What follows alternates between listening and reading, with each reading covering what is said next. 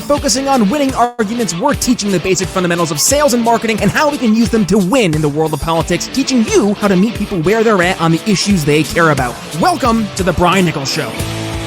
Well, happy Thursday there, folks. Brian Nichols here on The Brian Nichols Show, and thank you for joining us on, of course, another fun-filled episode. I am, as always, your humble host, and today we have a returning guest who's joining us on the program to talk about why we should be funding the government from the bottom up, not from the top down to the bottom. But before we get there, I'm going to go ahead and give a shout out to today's sponsor, and that is Young Americans for Liberty. Guys, I want to tell you about this great opportunity to jump headfirst into the liberty movement, that is, and make a real impact. Young Americans for Liberty is currently recruiting campaign field staff to help elect pro-liberty candidates across the country as part of Operation Win at the Door.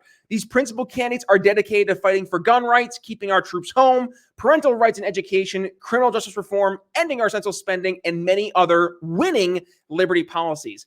And when I say winning, I mean it. Their work speaks for itself. These are the guys that helped pass constitutional carry in Indiana, Texas, and Alabama, fought the lockdowns every step of the way, all while helping make liberty win. So you want to help make a difference and get liberty candidates elected across the country?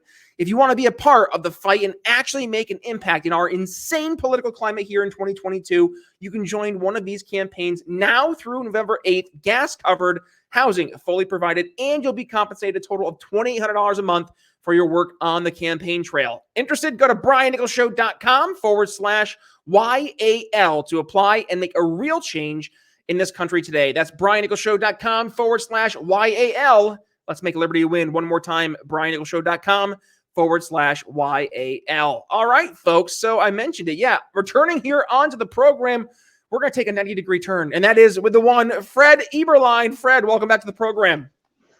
Yeah, it's good to be here, Brian. Thanks for having me back. Absolutely. You've been busy, Fred. Yeah, let's see. Last time you were on the show, you were getting ready to have your new book, The 90-Degree Turn, officially launch. And then July 4th came, and my goodness, you jumped right up there into the bestsellers on Amazon. Talk to us. What's been going on now that you're an official Amazon best-selling author? And people are interested in the book, which is great. And but I have personally, it's nice, but we have a long way to go in terms of this being recognized as a credible formula for transitioning Washington. So up until that happens, Brian, it's just a lot of warm fuzzies and good feelings and all that. But it's nice to hear from people who have really read it, who focus on particular details and really think about it. And that's great.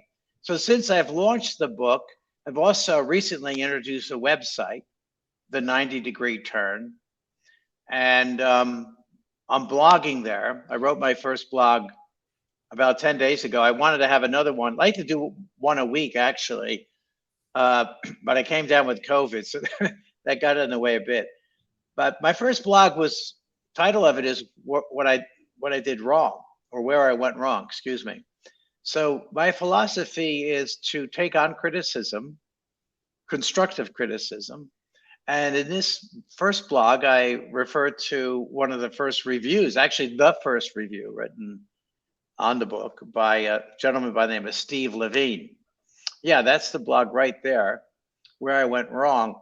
And I tell the story of, I think this may have happened before you and I even connected, Brian, but very early on, I sent this out in PDF to lots of folks, and I was looking for reviews. And Steve responded and basically said, well, I can't write a review because if I do, it's not going to be very good. And so I responded to him after reading his objections, and I realized, these are some fair objections. So rather than getting defensive about it, I think having a background in business has helped this. I just looked at it objectively and put myself in his position, and there's merit to his arguments. And I like that. Because, this is a theory that I've put forward in the book. It's 124 pages in paperback.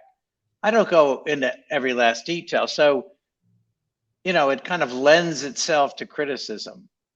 And there's the 4 points, right, that Steve brought up, and I think they're all legitimate points. And so my next blog, which I'm working on now, Brian, will address these because I think they're valid. They're valid points. And his first point is just that having a database of needs is a criticism of the needs monitor is a bit, if not a lot, unwieldy.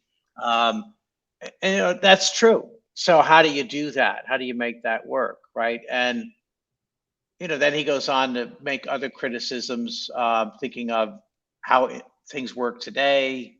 As he writes in the second point, the needs of a community are almost untenable given the complexity of infrastructure needed to create, operate, and maintain municipal properties and services. So there's no arguing that. But again, this is about alignment. But and more importantly, I like the feedback. I like the criticism. So this new website I have is the theme is dialogue. That's really the name of it. The URL is 90-degree turn, but the theme there is dialogue. Well, and how important is it, right, Fred, to have an actual conversation? And that's something that I think I really appreciate about our first time we got together was that you were coming into this truly looking to have a dialogue. You were looking to bring an idea to the table and frankly try to make people think in a different way. And how exciting of a time to bring a different idea to the table when there are millions, if not billions of people across the globe who are now actively looking to do things in a different way. And this could be a great template, right? So let's talk about, again, just a refresher course for folks. I teased it in the intro, a more bottom-up approach to funding the different mechanisms in government. Explain to us again, what is this 90-degree turn you're referring to? Right. Well, very good question. Yeah, it's good to recap. So the idea for this comes from a book that I read several years ago, Startup Nation Israel. And in that book, they told the story at Intel, and Intel was up against a microchip architectural issue that, basically at the end of the day, they had to change the way the processors worked to continue to increase performance without frying the chip. Anyway, it was a very interesting story. And I took that idea and kind of stayed with me for some years. And that's how I came up with the 90-degree turn. So the bottom line to Intel was that they had to give up on some old practices to survive, to go on, to adapt to the new world, to the new realities. And it's very clear in their case, because it's engineering. If your heats get too high, so on and so forth, microprocessors can break down. So it's easier to assess in the case of Intel, but even still there, where it was really science, there was a lot of denial. Management wanted to stay on the same course. So I saw a lot of parallels between that story in America and where we're at. And that's really where the name came from what they call the right turn in the Intel story to the 90-degree turn. And my view is, a lot like with Intel, is let's not throw the baby out with the bathwater. There's a lot of very important assets in the federal government. On the other hand, due largely to Congress, there's a tremendous amount of overhead. And in my analysis, for every $1 spent by the government, by the US federal government, we get about less than half a penny of value. So we have an overhead of 99.5% in the federal government, which is really unimaginable. But that's where we're at. We've gone from a deficit of $5.6 trillion in 210 years to over 30 trillion now, which, just 20 years later, essentially. So my argument is that we have to redefine our government, to redefine democratic republics, not just in America, but around the world. Obviously, the Democratic Republic was invented by our founding fathers, and it's 233 years old, and it's burdened by age, complexity, size, and worst of all, fundraising-centric politics. So those are the 4 pillars that I put forward in the book. in terms of describing today's situation. And then I put forward a solution, a pivot, if you will, on how we go from where we're at today to greater value coming out of not just Washington, but presumably local and state governments. Now, saving the good stuff, right? Obviously, for the audience to go ahead and actually get the book, right? Yeah. Give us a little bit of a snapshot of what that solution looks like and how it actually goes from being a great book and an idea to a tangible, real life, practical idea into practice. And some of that's on the back of the book here, where I talk about bottom-up separation, which I'll get into, and value gap and needs monitor. It's not actually the order they're given in the book. There's the cover for everyone to see. And excuse my markers there, but just in case. Anyway, it's a short book. It's 124 pages in paperback, and it's a theory. It's a political theory. I wanted to keep it short. I didn't want to try to get into every permutation. So the core elements of this in terms of how we pivot, Brian, is we start what we call a needs monitor. I think in our last podcast, you were calling it the heat map, which is fine. That's the idea. It's a heat map of needs. And it's a sophisticated, open, secure system. Hasn't been built yet. It's conceptual, but this is not rocket science. Basically, everybody can come in, indicate what their needs are. If they have solutions in mind, they can put those forward too. But that's the concept. I mean, it's a bit more sophisticated than just saying a need. We want you to articulate that and elaborate on that, talk about any solutions. And this might be anywhere from cleaner water to education to greater security, economic security, you name it. We want to put it there. And if Amazon can do this with products and so many suppliers that it works with and millions of products, we can do the same in terms of quantifying and letting individuals quantify what their needs are, right? So that's where it starts. That's the needs monitor. And the idea is that through government, whether it's local or state, county, federal, they all can look at that and judge from that the real needs on the ground. The other purpose of the needs monitor, though, is this bottom-up separation that I mentioned a moment ago. So we use the needs monitor as a way of identifying which resources in Washington, first and foremost, are needed. I mean, the focus of my book is on Washington. We have about 10 million people working in Washington today, more or less. Nobody really knows the exact figure. And they're spending $7 trillion a year. That's 31% or thereabouts of the GDP. So it's a huge part of the economy. And we just need to come to grips with it. It's bonkers. So, wow. Yeah. So my book is about pivoting, though. It's not about just cutting out, entire agencies. And that's kind of where Steve and his comments come from, is, just defunding anything that's not identified explicitly in the Constitution. So that may have merit to it, but even if we're going to do it that way, let's pivot. And the idea of the pivot is that we give people in those agencies a chance to bid on the needs that are identified in America. So I think it's just a better way of managing resource and people. I mean, we don't want to be, just because someone is a civil servant in the government doesn't mean they're a bad person and they should, be fired. Funny you say that, Fred, is we did an audience poll here, not just at the Brian Nichols Show, but the greater Weird Libertarians audience. And I forget the specific breakdown of the numbers, but I know that the top 5 of our demographics of folks who listen to the show based on occupation, I think 3 of them were public sector employees. And I think a lot of it is inherently because they get to see the inefficiencies firsthand. They get to see how bad it is. And they many times want to fix it, right? And it's unfortunate because you see folks who so desperately say, like, I'm going to be the one that's different. And that it makes you frustrated on their behalf almost, because it's not them. It's not necessarily the people. There's a flies there. Goodness, sorry. But more so, it's the mechanisms, the funding mechanisms. I saw a post, and it was, you asked me to follow the science, and I tried to follow the science, but it led me to following the money.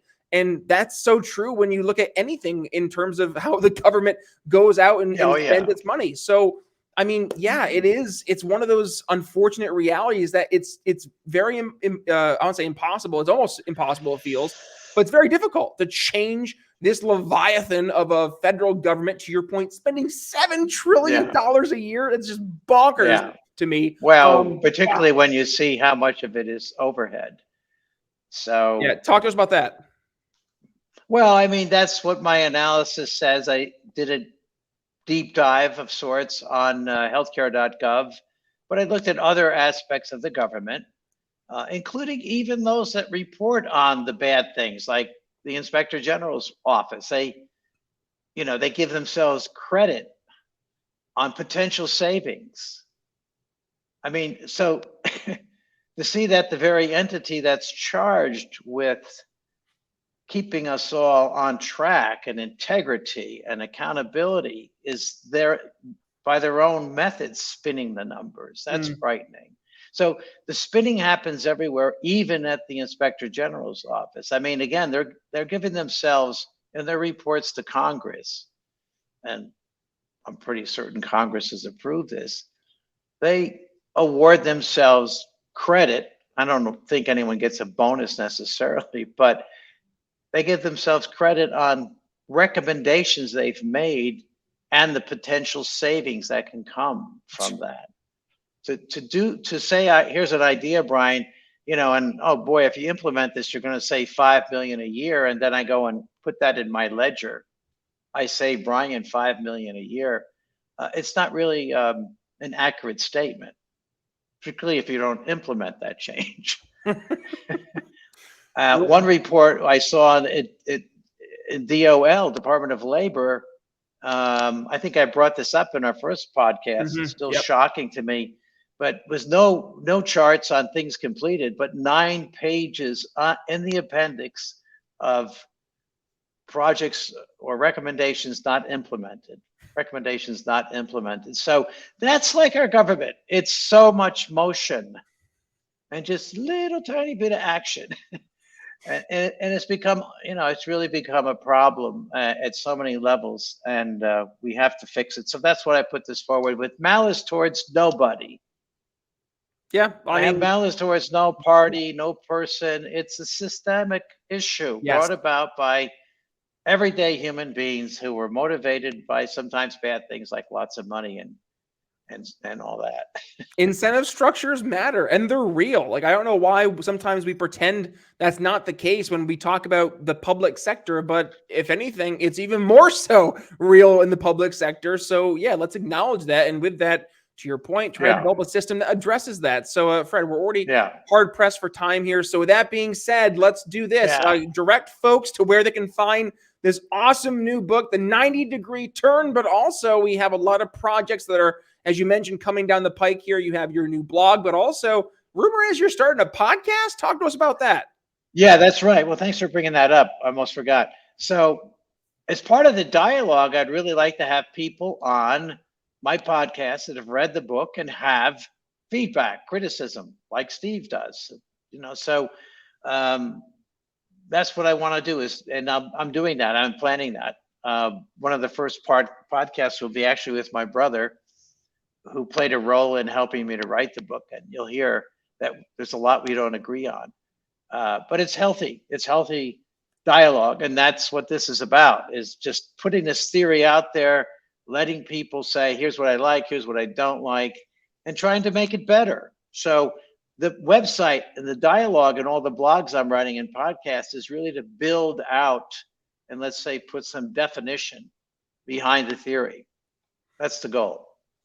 Love it. Fred, thank you for joining us. And folks, if you enjoyed today's episode, well, I'm going to ask you to do me a few things. Number one, please go ahead and give today's episode a share. That's number one. Number two, please go and give Fred's book a purchase over on Amazon. I will include the link for you guys in the show notes. And by the way, folks, if you get value from what we're doing here at the Brian Nichols Show, well, there's beyond just sharing the episode and, of course, showing up here every single day, which I so greatly appreciate. The other thing you can do is, actually, there's two things you can do. Number one, become a super fan. $5 a month you can join us over on Patreon. You get monthly sessions with yours truly, where we'll go through some Q&As, or you can go ahead, anything really top of mind, business, sales questions, anything in that world, go ahead.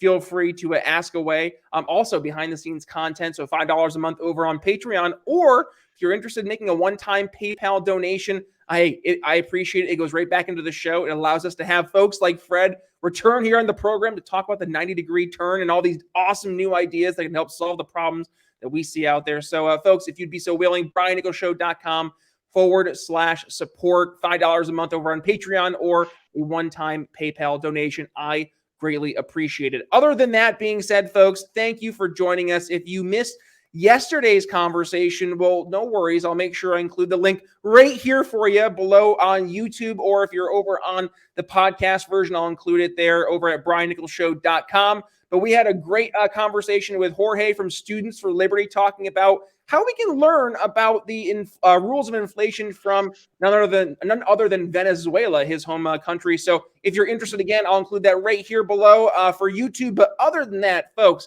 if you want to go ahead and find all 584 other episodes of the program, briannicholsshow.com, where you can find, yes, the episodes, the transcript of all the episodes, all the show links, and of course, you can go ahead and find the video versions of the program here on YouTube as well as over on Odyssey. All I ask is when you go over there, please do me a favor, go ahead and hit the subscription button, the subscribe button that is, but also hit that little notification bell so you're not missing a single time we go live. But that's all I have for you. With that being said, it's Brian Nichols signing off here on The Brian Nichols Show for Fred Eberlein. We'll see you tomorrow. For listening to The Brian Nichols Show.